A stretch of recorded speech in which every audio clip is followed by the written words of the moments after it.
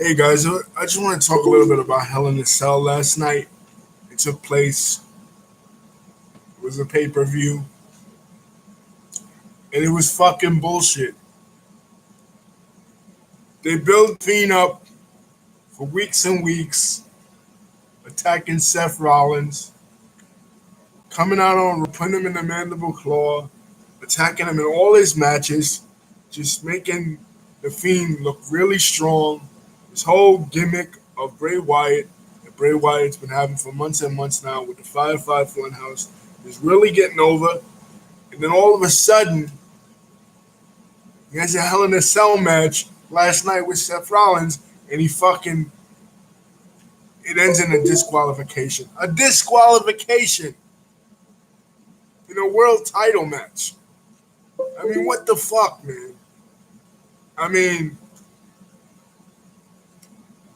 they, this guy Bray Wyatt, they've been burying him since 2014. I mean, fucking really, this is one of the best gimmicks that they have now in WWE, and they're fucking throwing it away. And not only that, another complaint I have with Hell in a Cell.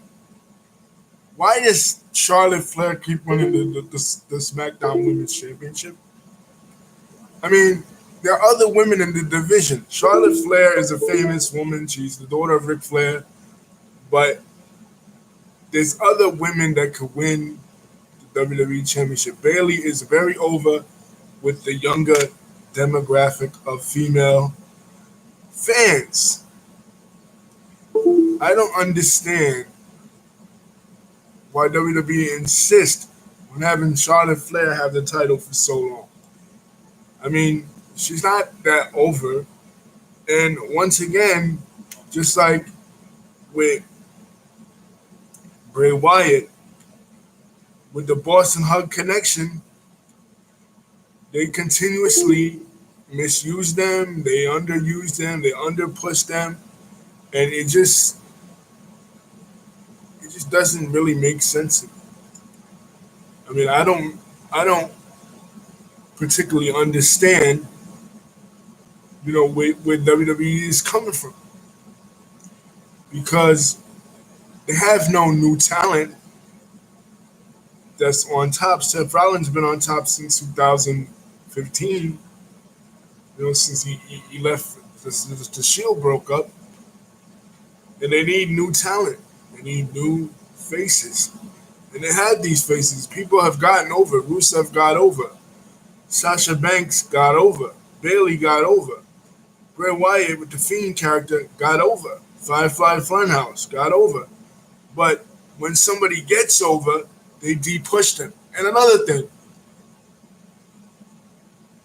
this has nothing really to do with Hell in a Cell, but it has to do with WWE, the Fox, the premiere of SmackDown on Fox. Why the fuck did Kofi Kingston lose in like mere seconds? I mean, mere seconds. The title reign was historic. He was the first undisputed black WWE champion that they ever had. He had a huge following. New Day was over. Yeah, he was booked weak. You know what I mean? But really, all the champions for the past 10 years have been booked weak, even CM Punk. So, there was nothing new there. But he was still over.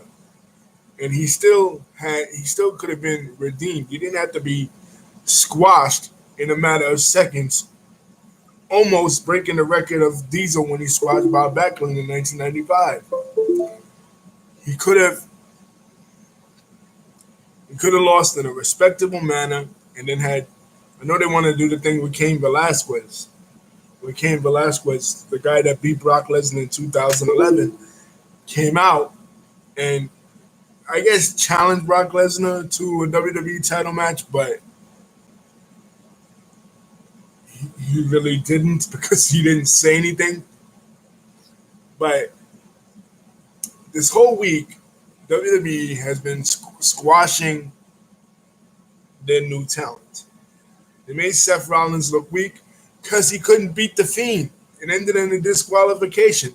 And they put themselves in this conundrum because why have The Fiend versus Seth Rollins so early? This is what they did right with Kane and Undertaker in 1997, in 1998 rather, that they didn't do right here was that they kept them apart and they didn't blow their proverbial load so early to where, okay, now you're in a conundrum where if one loses, the other one loses his heat. But because they have so many pay-per-views, they gotta put the match early, and one guy loses his momentum. And I think that's what happened with The Fiend. But it not only happened with The Fiend, it happened with Seth Rollins too, because now Seth Rollins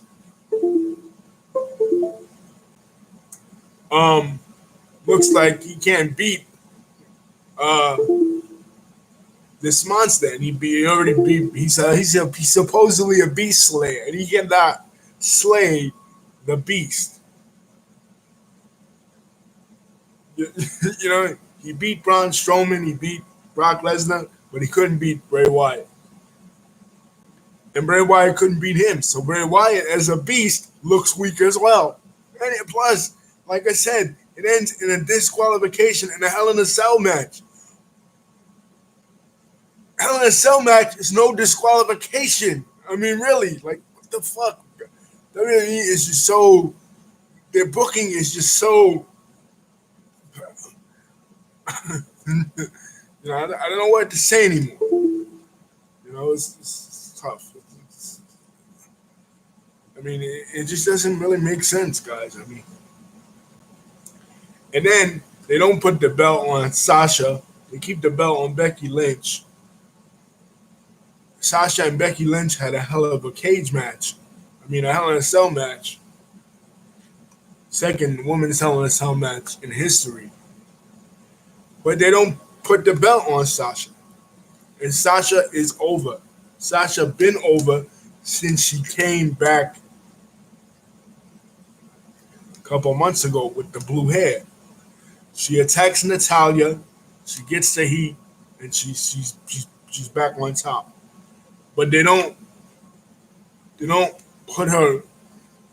They didn't put the title on her. So basically, Hell in a Cell is a complete waste. Really, to me, WWE only cares about WrestleMania and the shows they do in Saudi Arabia. If it's not WrestleMania, it's not Saudi Arabia, they don't care about it.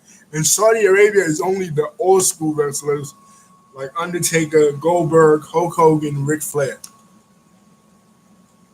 The new school wrestlers like Seth Rollins, Kofi Kingston, New Day, Rusev, all them guys, they don't care about them.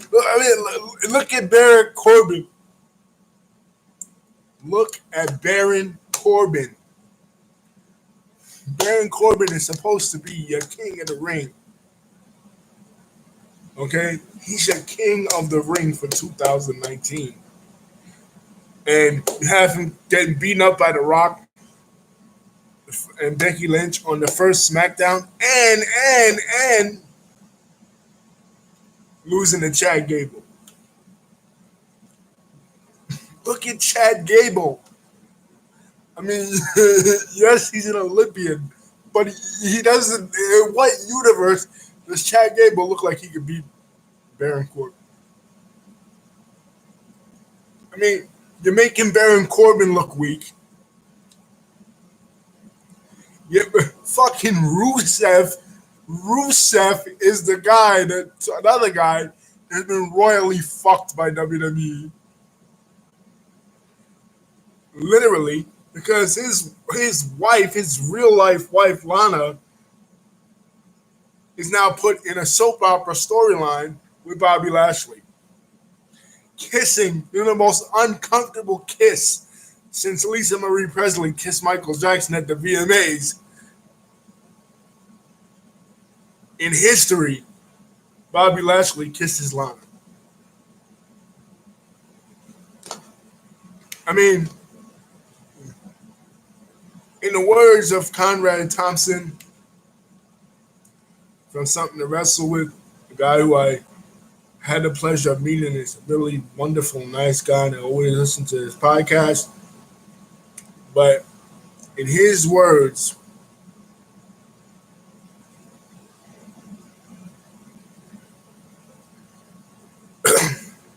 who booked this shit? I mean,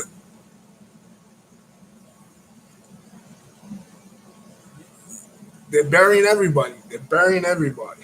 While AEW is doing a good job, AEW is new. AEW is innovative, and despite the fact that Chris Jericho is the champion and Chris Jericho is old school, they're pushing the new talent. Okay, WWE is not pushing the new talent. They're putting the focus on the old talent and making the new talent look like complete garbage. Okay.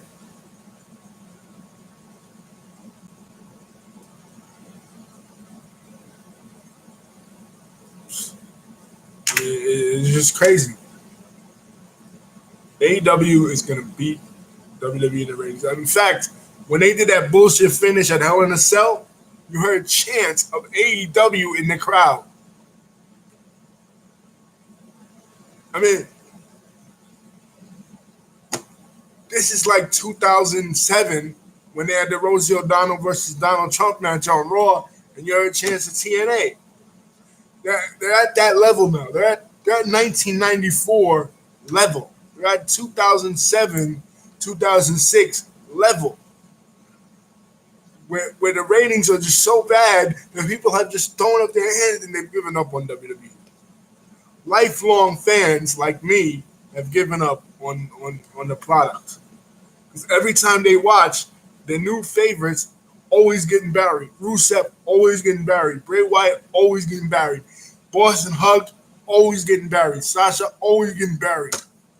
Always. Always. Peace, guys. Oh, and I'll be doing a Joker movie on the a review on the Joker movie starring Joaquin Phoenix. Probably later on today. I'm not sure. I know the movie is causing a lot of controversy because of politics. They're politicizing it. But it's just a freaking movie. You know what I mean? Like, do you have to politicize everything? Peace.